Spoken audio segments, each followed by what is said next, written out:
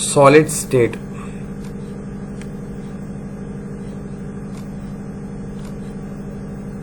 तो ठीक है।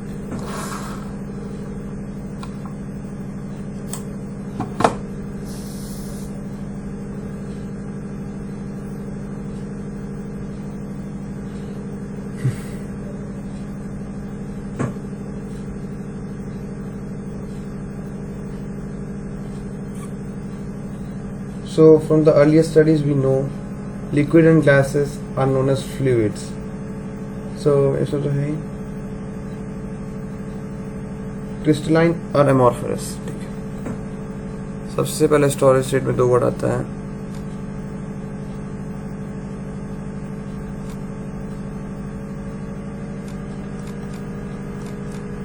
क्रिस्टलाइन एंड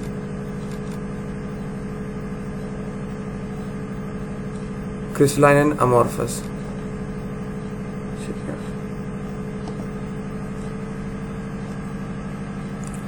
तो दो वर्ड आते हैं, क्रिस्टलाइन और अमॉर्फस।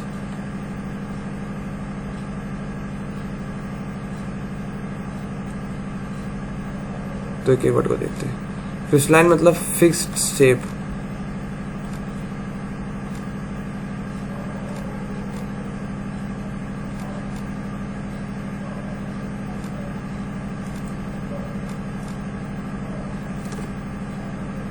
द शिट मैन। तो ठीक है, so crystalline it means the fixed shape.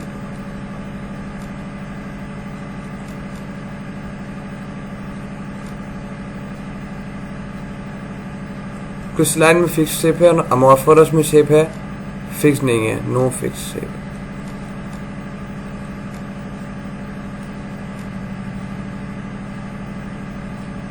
फिर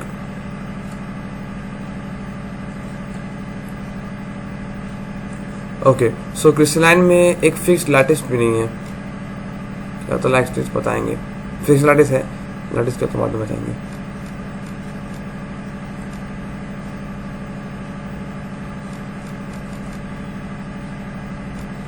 और यहाँ पर है नो फिक्स्ड, ठीक है, लैटिस। फिर क्रिस्टलाइन और अमॉर्फस की तरफ और बढ़ते हैं। Definite shape, melting points. So यहाँ पर एक हाई मेल्टिंग पॉइंट मिलता है हम लोग को, high melting point and boiling point.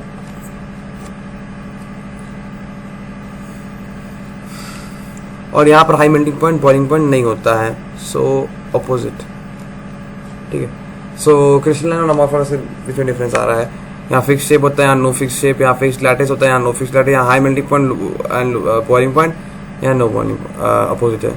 सो यहाँ पर क्या है, intermolecular force of attraction high है।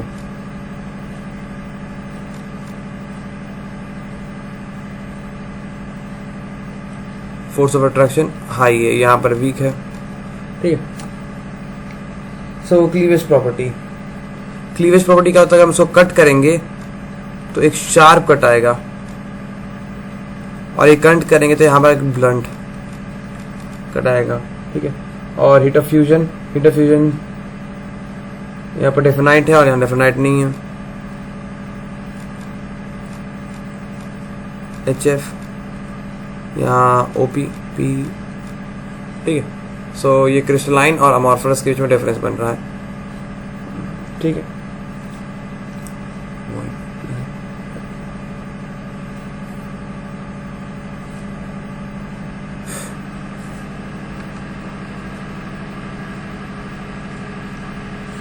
ठीक है, तो ये हो गया क्रिस्टलाइन और अमॉर्फस के बीच में डिफरेंसेस।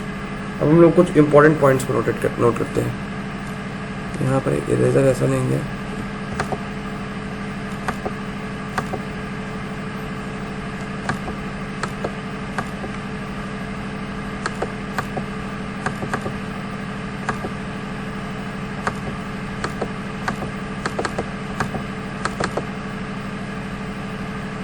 लार्ज इरेजर लेते हैं, प्रॉब्लम हो रहा है।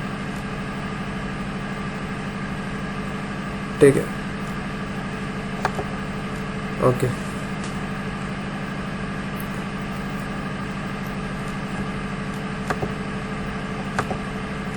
ओके, तो पिछला ऑफर्स हो गया, कुछ इंपॉर्टेंट पॉइंट्स देखते हैं।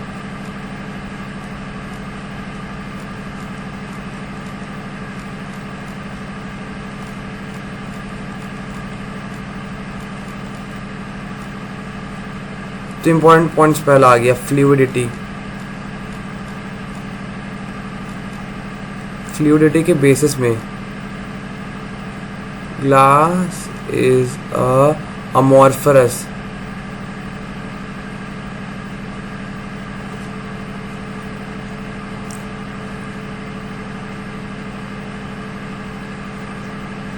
तो ग्लास अमॉर्फरस है क्यों? वो तो क्रिस्टलाइन दिखता है, उसके अंदर फ्लूइडिटी रहता है। फॉर एग्जांपल यहाँ समझना है, ये रहा एक शेप लेते हैं,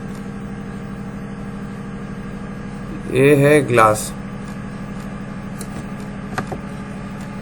सो ये है ग्लास।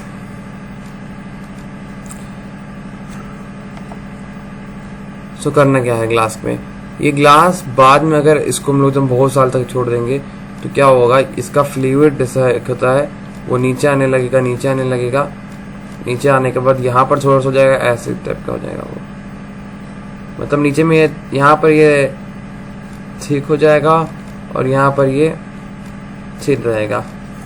सो ये हो जाता है फ्लूइडिटी। इंपॉर्टेंट पॉइंट्स के अंदर फ्लूइडिटी का concept.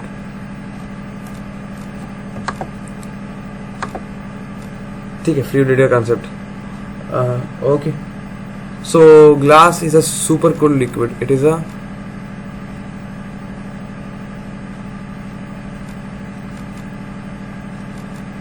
So glass is a super cool liquid. यहाँ फ्लूइडिटी का फंक्शन होता है। सो अब एक वर्ड आता है आइसोटॉपिक एंड अनआइसोटॉपिक। उससे पहले और इंपॉर्टेंट पॉइंट्स कुछ हो गए तो मैं स्टडी बुक खोल के देख लेते हैं। कुछ है तो बताओ। हाँ, quartz crystal and quartz glass. Okay,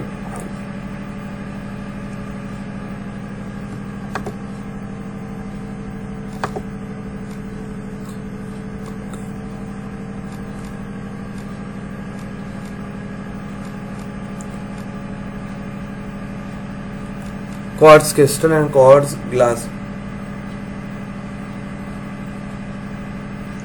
so quartz crystal जो है वो है एक क्रिस्टलाइन है। क्रिस्टल है तो rapid melting point, rapid cool. देखो ये है क्रिस्टलाइन, समझाएंगे इसके अंदर। 3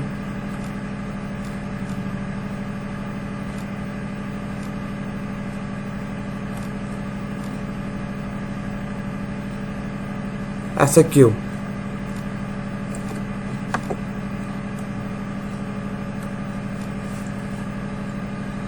क्रॉस क्रिस्टल एक क्रिस्टलाइन और क्वार्ट्ज ग्लास अमॉर्फस। चलो ये मान के ये कैसे बना, ये बना by rapid melting and cooling. By rapid melting and cooling मतलब तुरंत गर्म करो फिर ठंडा करो, गर्म करो ठंडा करो, मतलब बाई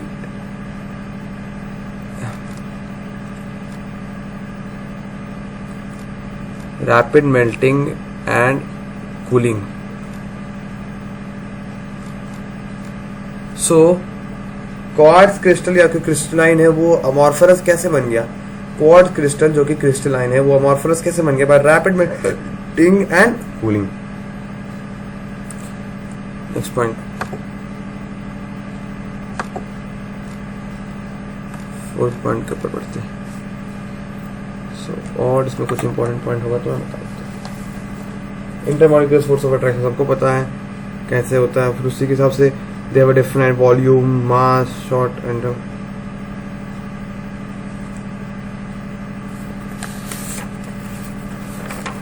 कृष्णा मॉर्फोलॉजी का स्ट्रक्चर बताएंगे।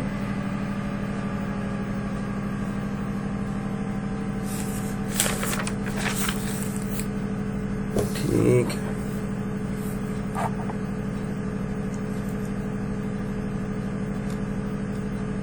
एक स्ट्रक्चर बनाते हैं क्रिस्टलाइन और अमॉर्फस का।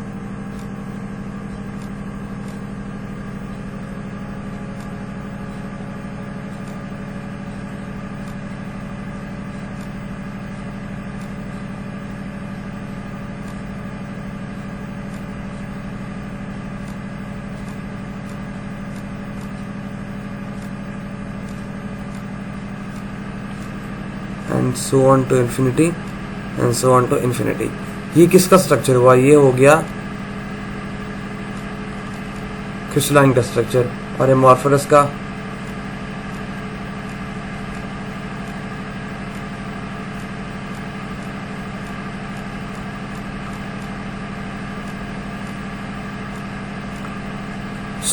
ये हो गया AMORPH, एकदम रैंडम है, जस्ट रैंडम।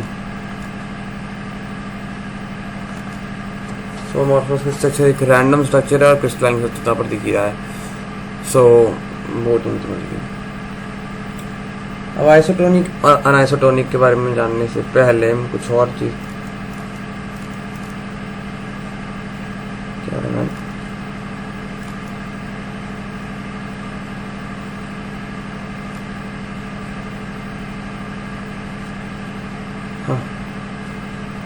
यहाँ पर हम लोग एक सारी चीजें करते हैं, देखते हैं।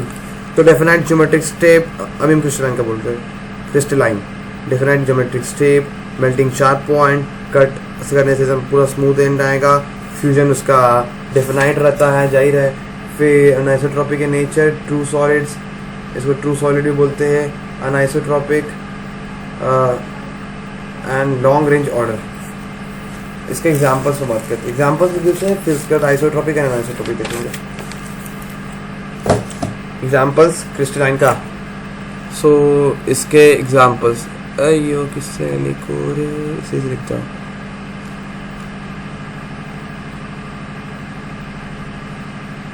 एग्जाम्पल्स, पहला एग्जाम्पल हो गया नैप्थलीन।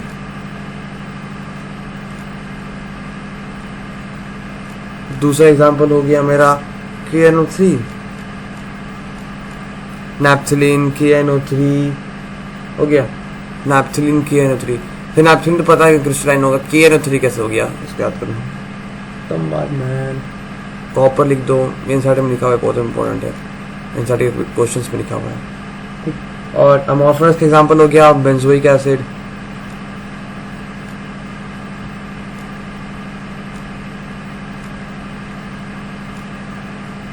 सेकेंड एग्जाम्पल हो गया टेफ्लॉन। देखो यहाँ पर सिंपली है क्रिस्टलाइन में naphthalene copper KNO3, naphthalene copper KNO3, naphthalene copper KNO3, potassium nitrate. यहाँ पर बेंजोइक एसिड हो गया, देन टेफ्लॉन, बेंजोइक एसिड हो गया, देन टेफ्लॉन हो गया, देन PVC हो गया, फायर ग्लास हो गया, PVC हो गया, फायर ग्लास हो गया, देन हमारा यही सब है। मतलब इतना एग्जाम्पल अमॉर्फस में, इतना एग्जाम्पल क्रिस्टलाइन में। अब हम लोग समझेंगे आइसोट्रोपिक और अनआइसोट्रोपिक।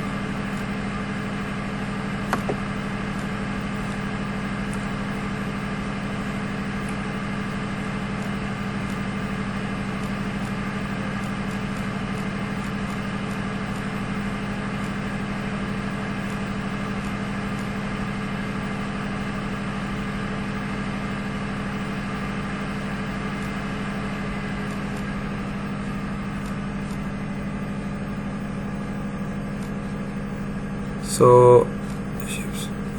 isotropic and anisotropic,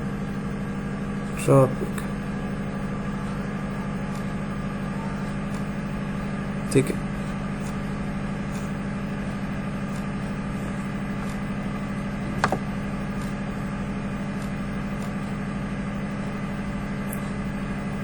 तो फंक्शन क्या है आइसोट्रोपिक और अनआइसोट्रोपिक का, क्या मतलब होता है वो समझते हैं। आइसोट्रोपिक मतलब क्या होता है, द प्रॉपर्टीज ऑफ आइसोट्रोपिक क्या होता है, the properties such as the mechanical strength, refractive index and electric conductivity same in the all direction. ये हो गया आइसोट्रोपिक। पहला बात, आइसोट्रोपिक होता किधर है? आइसोट्रोपिक होता है अमॉर्फस में, इंपॉर्टेंट पॉइंट है। Isotropic is in amorphous.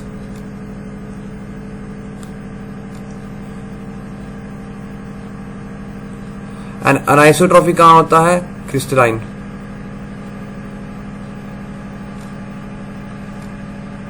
Isotropic हो गया अमॉर्फस एंड अनआइसोट्रोपिक हो गया क्रिस्टलाइन। देन आइसोट्रॉपिक क्या होता है?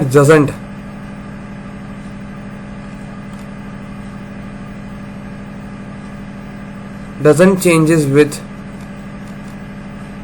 डायरेक्शन। अब देखो आइसोट्रोपिक डायरेक्शन से चेंज नहीं करता है। For example refractive index, for example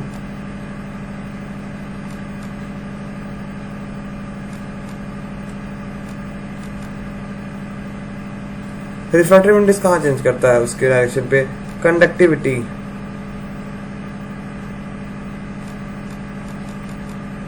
refractive index, conductivity, direction से कोई मतलब नहीं है। क्रिस्टलाइन क्या हो गया? जस्ट अपोजिट हो गया, ओपीपी। इसका एग्जांपल हो जाएगा ये चेंज होता था डायमंड का, TIR, टोटल इंटेंट होता है ना डायमंड में, तो डायमंड।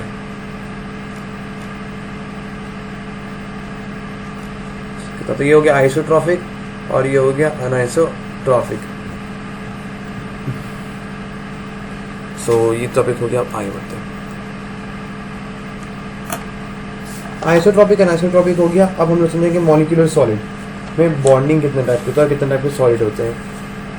सो हम लोग समझेंगे क्लासिफिकेशन ऑफ क्रिस्टलाइन सॉलिड। अब हम लोग एक बात समझते हैं पहले। क्रिस्टलाइन सॉलिड जो होता है ना वो रेगुलर पैटर्न पे होता है, तो इसलिए अब इसके बाद हम लोग खाली क्रिस्टलाइन पढ़ेंगे, अमॉर्फस नहीं पढ़ेंगे। तो अगला topic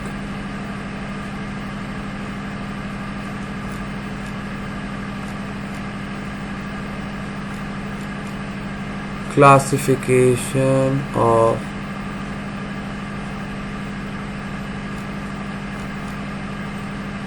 crystalline solid।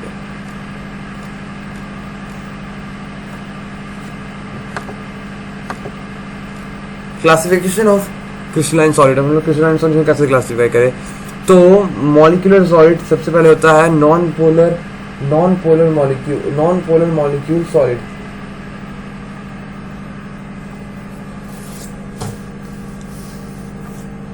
Polar molecular solid and hydrogen bonded molecular solid. पहले एक नॉर्मल सॉलिड की बात करते हैं।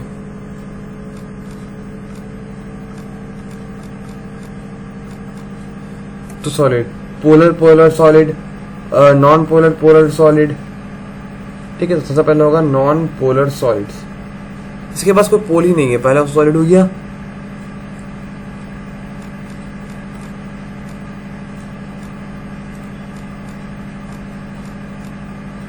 नॉन पोलर सॉलिड, कोई पोल ही नहीं है। फॉर एग्जाम्पल H2I2 क्या है? Hydrogen, iodine.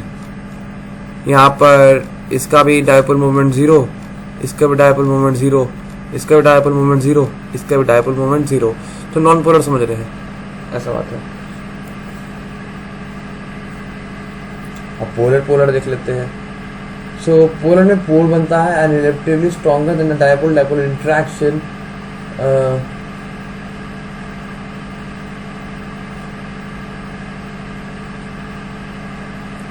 तो सॉलिड का पार्ट 2। तो ये हो गया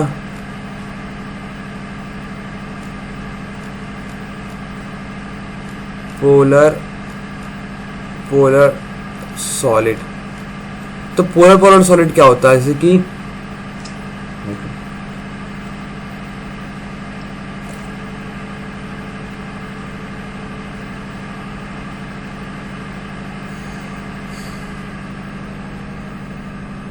तो पोलर समझ रहे हैं हम लोग। SO2 हो जाएगा, कुछ भी जगह HCl, SO2 etcetera, HCl negative, positive, SO2, ऐसे करके पोलर सॉलिड भी हम समझ रहे हैं। पोलर सॉलिड हो गया, नॉन पोलर सॉलिड हो गया। अब हम लोग बात करते हैं हाइड्रोजन बॉन्डिंग। हाइड्रोजन बॉन्डिंग कहाँ होता है? FON में होता है हाइड्रोजन बॉन्डिंग, एक नियमानिक हुआ। H bond. ये क्या होता है जहां ऑब्वियसली हाइड्रोजन प्रेजेंट होता है, इसके कंडीशंस क्या है? कंडीशन क्या है हाइड्रोजन बॉन्डिंग का? हाइड्रोजन बॉन्डिंग का कंडीशन क्या है? Hydrogen is necessary, H is, hydrogen तो चाहिए और चाहिए हम लोग को फोन, और हम लोग क्या चाहिए? फोन। हम लोग क्या चाहिए? फोन। फोन क्यों चाहिए? F1 क्यों चाहिए? Fluorine, oxygen and nitrogen. Fluorine, oxygen and nitrogen. So अगर नाइट्रोजन, फ्लोराइन और ऑक्सीजन होगा, हाइड्रोजन से मिलता हुआ, तो ये हाइड्रोजन बनाएगा, क्योंकि HCl भी देख सकते हैं, HCl, HCl। ये पोलर बॉन्ड क्यों बना रहा है? ये पोलर बॉन्ड क्यों बना रहा है? क्योंकि इसके F1 नहीं, यानी फ्लोराइन, ऑक्सीजन और नाइट्रोजन नहीं है। तो ये हो गया पहला बेसिस नॉर्मल सॉलिड का। अब दूसरा हो गया आयोनिक सॉलिड। अब हो गया आयोनिक सॉलिड।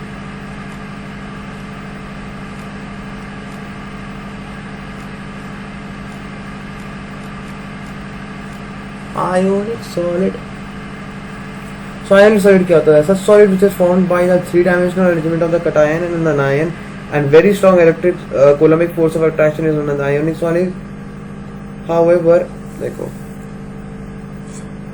by ऐसे NaCl को हम लोग डाल दिए H2O में, तो ये बन गया Na प्लस Cl माइनस, और ये अपने मिलकर रहेगा बाय कूलम्बिक फोर्स से, और ये बन जाएगा एक आयोनिक सॉलिड। इसके पास ये रहता है नॉन कंडक्टिंग,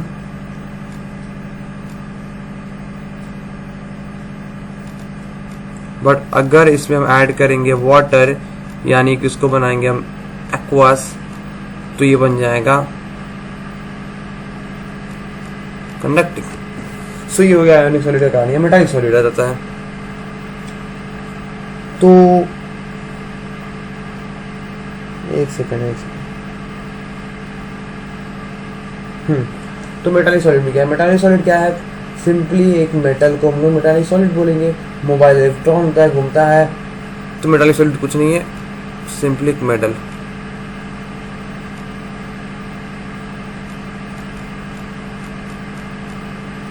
सॉलिड किसको बोलेंगे? एक मेटल को बोलेंगे।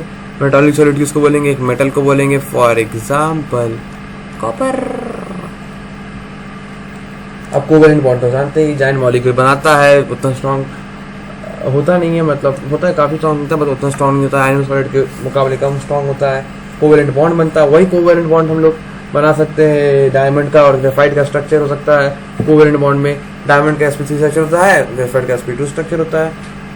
तो ये तो ठीक है। अब लैटिस डिस्कस कर लेते हैं। चलो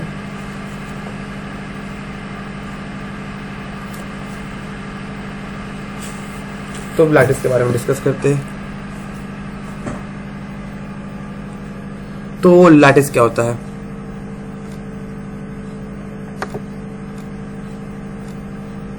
क्या होता है? ये अगर एक एटम है, नहीं, सुंदर से मेरे भाई नोट्स बनता है तो अच्छे बनाओ।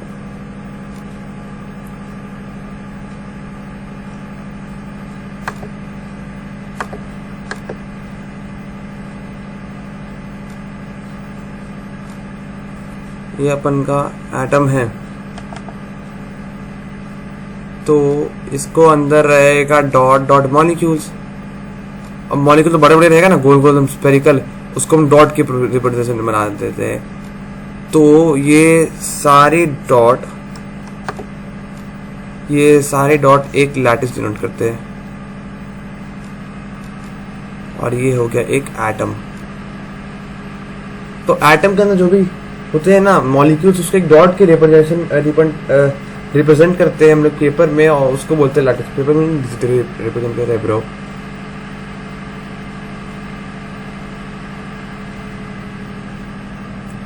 तो लैटिस समझ गए, लैटिस पॉइंट हो गया, इसी को बोलते हैं लैटिस पॉइंट।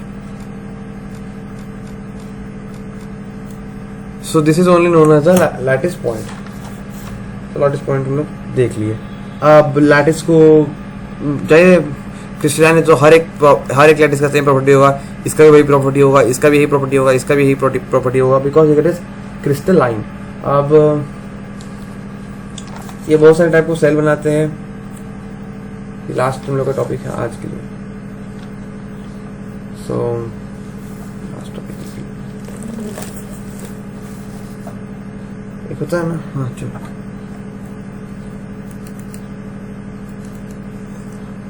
ओके हम लोग एक निमोनिक याद करेंगे। निमोनिक क्या है? Cute our mother.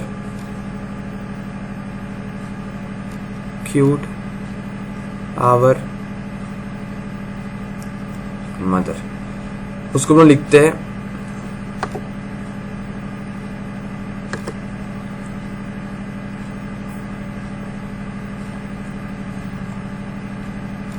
CUTEORMOTH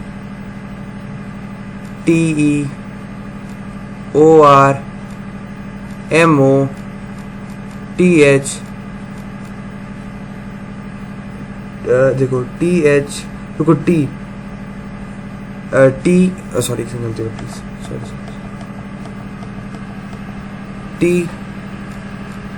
THER। Number ही करना 1 to 7, 1 2 3 4 5 6 7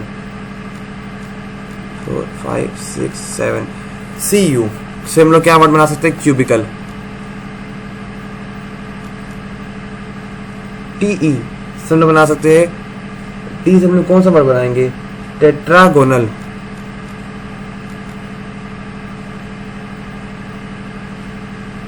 OR से हम लोग बनाएंगे ऑर्थोथ्रोम्बिक।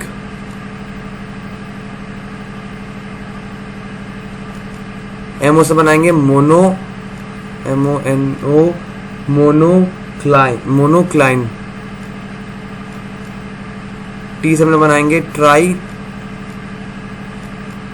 ट्राइक्लाइन है। H से बनाएंगे हेक्सागोनल। R से हम लोग बनाएंगे ROMHETRAL,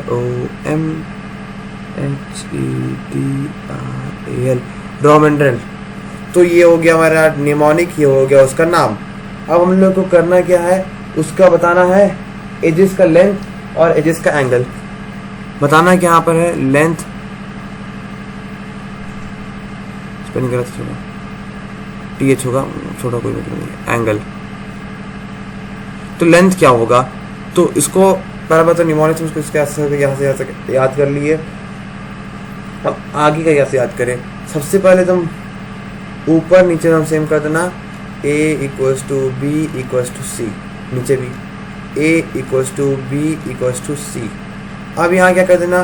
A equals to B does not equals to C, उसको सेम कर देना, A equals to B does not equal to C।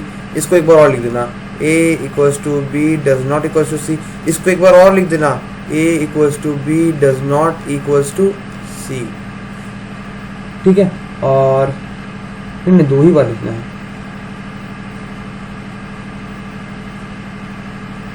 कुछ तो गड़बड़ हो गई, कुछ तो गड़बड़ हो गई। ठीक है, तो ऐसे होगा A equals to B equals to C, A equal to B equals to C, फिर A equals to B equals to does not equals to C, A equals to B equals to does not equals to C, और यहाँ तीनों में अब angle A equals to B equals to C equals to 90 degree. ठीक है, A equals to B equals to C equals to 90 degree. Second में भी हम सेम चीज कर देंगे, A equals to B equals to C equals to 90 degree. Third में वही कर देंगे, A equals to B equals to C equals to 90 degree. अब हेक्सागोनल में अलग है। हेक्सागोनल क्या है? A equals to B equals to 90 degree, A equals to B equals to 90 degree and C equals to 120 degree. Hexagonal हो गया। अब मोनोक्लिन में क्या करना है? तीनों को पहले करना है A equals to B equals to 90 degree and C does not equals to 90 degree. तो हम पहले हेक्सागोनल में की ना जो फॉर्मूला, इसको इसमें कॉपी कर देना, and c does not equal to 90 degree, and triclinic में क्या करना है, a does not equals to b does not equals to c does not equal to 90 degree, कोई 90 डिग्री के बराबर नहीं है। और रोमंडल में a equals to b equals to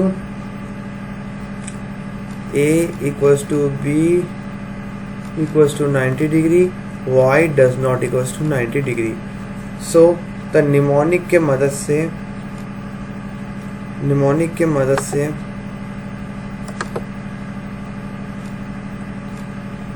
with the help of mnemonic cute our mother, हम लोग इसको याद कर सकते हैं। तो एक और इम्पोर्टेंट काम हो गया। अब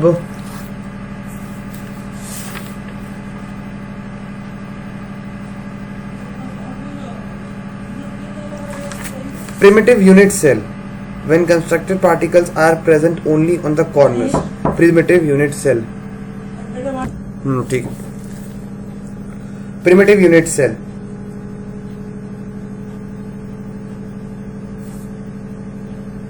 okay, primitive unit cell, centered unit cell, uncentered unit cell, body centered cell, face centered cell और end centered cell। तो ये यूनिट सेल का कैटेगरी हो गया। तो ये सब देखें, अभी हम लोग आते हैं यूनिट सेल्स पे। सो ये हो गया एससीसी, बीसीसी, एफसीसी। तो यूनिट सेल को खत्म करते हैं फिर। तो यूनिट सेल्स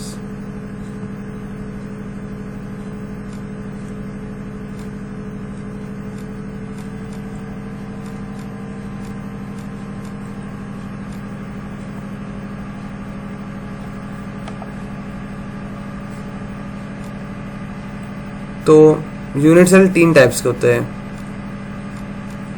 इसी में खत्म कर दे क्या, नहीं होगा। एससीसी, बीसीसी, एफसीसी, तीनों के नाम को डिस्कस करते हैं। एससीसी क्या है? Primitive unit cell. SCC is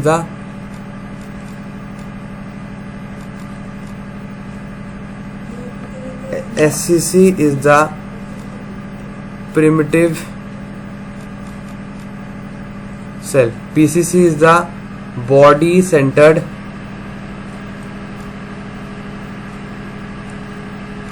cell and FCC is the face centered cell.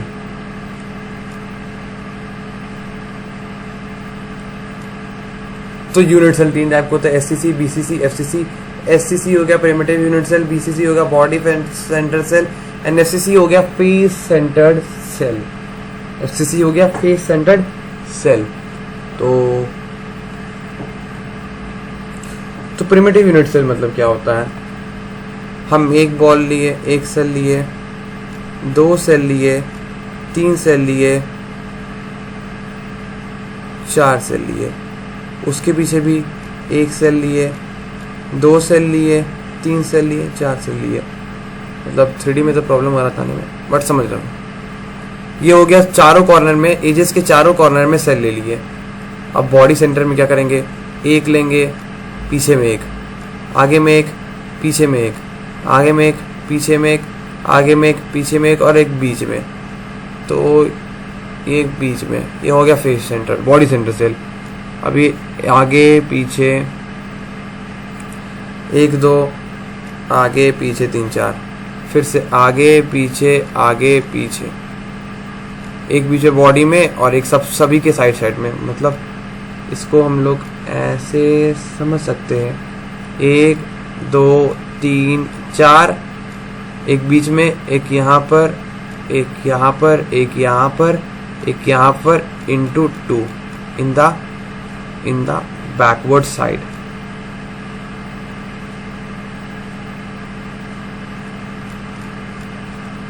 into the backward side। तो ये 3 टाइप से सेल हो गई। अब इन 3 टाइप के सेल का कवरेज कितना आता है देखो। इसको एक अच्छे से बुक पे डायग्राम से रेफर करना पड़ेगा तभी समझेगा। तो इसमें सेल टोटल कितना नंबर? 4 आगे 4 पीछे, 8 सेल हो गया। 8 इंटू 1/8 इक्वल्स टू 1। अभी मैं कैसे लिखा, 8 तो पहले पता हमको कैसा नंबर ऑफ सेल हो गया, 1/8 कैसे हुआ, एक सेल 1/8 वॉल्यूम स्टोर कर रहा है, एक सेल 1/8 वॉल्यूम स्टोर कर रहा है। इसको हम ऐसे समझ सकते हैं कि फिगर हम लोग कह सकते हैं 1.13 इन एनसीईआरटी बी पार्ट नहीं सी पार्ट। तो हम लोग देख सकते हैं कि एक सेल का सिर्फ इतना पार्ट ही, एक सेल का सिर्फ इतना सा ही पार्ट स्टोर किया जा रहा है। मतलब अगर इसको हम कवर करें तो ये एक ही पार्ट 1/8 पार्ट होगा, क्योंकि हम एक और 8 पार्ट बना सकते हैं। ये होगा सेकेंड पार्ट बन सकता है, ये थर्ड पार्ट ये बन सकता है, ये फोर्थ पार्ट बन सकता है, और इंटू 2 यानी 8 पार्ट बन सकता है। तो 1/8 इंटू 1 इंटू 8, तो ये 1 आया। मतलब एक एटम इसके अंदर स्टोर हो रहा है। कितना स्टोर हो रहा है? 1 एटम। इसमें वही कर सकते हैं हम लोग, 8 इंटू 1/8 प्लस 8 इंटू 1/8 इसका हो गया। और इसमें नया क्या है? एक फेस सेंटर, एक बॉडी सेंटर, और बॉडी सेंटर एक पूरा स्टोरी होल्ड करेगा, मतलब पूरा सेल के अंदर आएगा। तो 1 इंटू 1 जो कि हो गया 2 एटम्स। अब यहाँ पर हम सेम इक्वेशन फॉलो तो होगा ही, 8 इंटू 1/8 प्लस 1 इंटू 1 प्लस, अब फेस सेंटर कितना है? 1 2 3 4 8 इंटू एक फेस सेंटर कितना खा रहा है? हाफ ले रहा है। इस सर्कल ये मान लो स्फीयर हो गया, स्फीयर को बीच से काटेंगे तो 2 हाफ्स में बनेगा। तो ये हाफ ले रहा है, तो 1/2। तो 8 2 4 जा 8, 4 5 4 6। तो यहाँ पर कितना आइटम्स होगा? 4 आइटम्स होगा, 6 नहीं, 2 6 है भाई। ये 1 2 3 4 कैसे हो गया? 6 होगा, 1 2, देखो फेस सेंटर में कितना होगा? 6 होगा। कैसे 6 होगा? 8 नहीं, 6 होगा, देख बता रहे।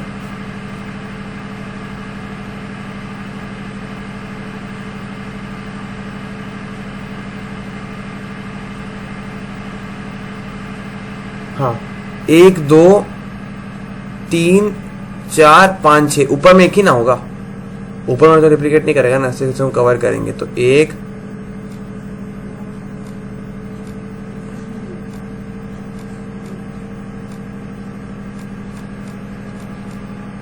तो इसमें 6 आएगा। आप एनसीईआरटी के फिगर को रेफर कर सकते हैं। तो यहाँ पर हो जाएगा 6 इंटू 2, तो 3 हो गया, 3 प्लस 5 6, तो ये 4 आएगा, 3 प्लस 1 4, 3 प्लस ये देखो 2 3 6 आ गया 1।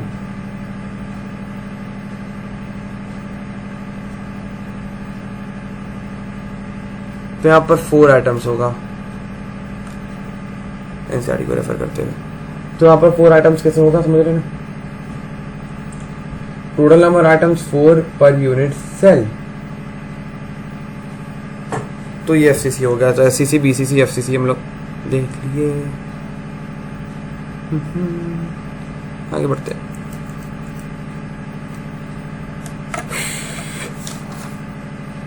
तो अब स्ट्रक्चर होता है close packing in 1 dimension, in 2 dimension, in 3 dimension. तो क्लोज पैकिंग अगर हम लोग करेंगे तो 1 2 3 डायमेंशन में होता है। जैसे कि अगर क्लोज पैकिंग करेंगे हम लोग, यहाँ पर एक क्लोज पैकिंग करेंगे हम लोग,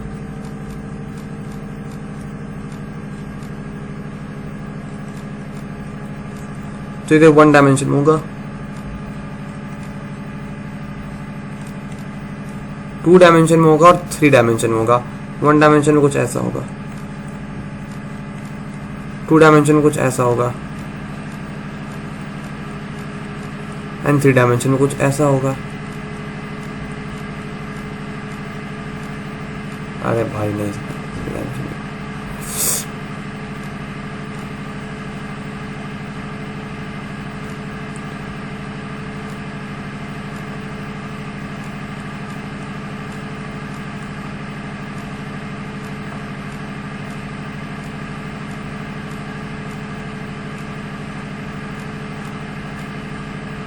तो ये 3 डायमेंशन हो गया, 1 डायमेंशन, 2 डायमेंशन एंड 3 डायमेंशन। तो देखा कि क्लोज पैकिंग 3 टाइप्स के होते हैं। सो आज के लिए इतना ही।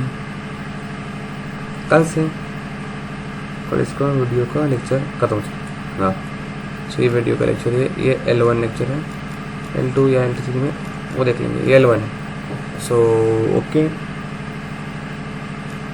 Bye bye bye bye bye bye bye.